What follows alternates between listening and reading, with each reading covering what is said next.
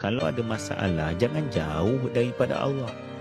Makin besar masalah kita, makin dekat kita dengan Allah. Makin kita dikecewakan, sepatutnya kita makin mencari Allah, bukan meninggalkan Allah. Syaitan sedaya upaya menguruskan hati kita supaya kita jauh dengan Allah. Faham? Sebab itu kadang-kadang bila kita melakukan satu dosa, kita terus rasa, ya Allah, aku tak layak lah nak baca Quran, aku tak layak nak angkat tangan dan berdoa kepada Allah. Semua tu tuan-tuan, perasaan syaitan yang syaitan campakkan kepada kita supaya kita takkan pernah mengangkat tangan kepada Allah. Kenapa aku nak semayang, aku pun buat maksiat? Salah. Maksiat cerita lain. Solat jangan tinggal.